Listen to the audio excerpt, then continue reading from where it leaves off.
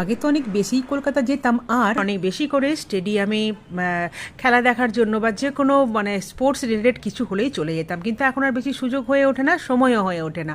কিন্তু সেদিন খুবই ইজিলি একটা সুযোগ পেয়ে গেলাম মাঠে যাবার, আর চলে গেলাম ইডেনে। ওখানে হচ্ছিল সৈয়দ মুশতাক আলী ম্যাচের প্র্যাকটিস, আর অর্জুন তেন্ডুলকর যেহেতু প্রেজেন্ট ছিল গ্যালারিতে, ওকে দেখার জন্যই স্পেশালি আমি গেছিলাম যে কাছে থেকে ওকে দেখা যাবে। তো ব্যাড লাক, খুব একটা কাছে থেকে ওকে আমি দেখতে পাইনি।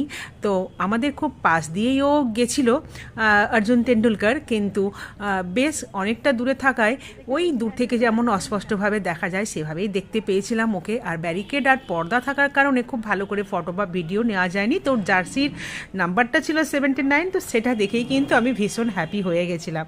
তো যাই হোক, অর্জুনকে দেখার এখন অনেক সুযোগ পাবো আশা করি। আরও অনেক ভালো যখন ও আরও বেশি অনেক ম্যাচ খেলবে, ইডেনে আসবে, তখন অবশ্যই ওকে দেখার, ওর সামনে থেকে ওর ম্যাচ দেখার আমার মানে খুব ইচ্ছে থাকলো। তো বেশ খানিকক্ষণ গ্যালারিতে ছিলাম, সন্ধে হয়ে আসছিল, তখন ঠান্ডাও পড়ছিল আস্তে আস্তে, অনেক কিন্তু প্রেজেন্ট ছিল গ্যালারিতে ওই ম্যাচ দেখার জন্য। তো এই যে স্টেডিয়ামের যে একটা স্পোর্টসের আওয়াজ, যে একটা হাততালি, একটা ক্ল্যাপিংয়ের যে সাউন্ড, গ্যালারির যে খেলার একটা আওয়াজ, এটা না আমার ভীষণ ভালো লাগে। তো সন্ধে হয়ে আসছিল, বাড়ি ফিরতে হবে এবার। তো চলো, দেখা হবে পরে, টাটা।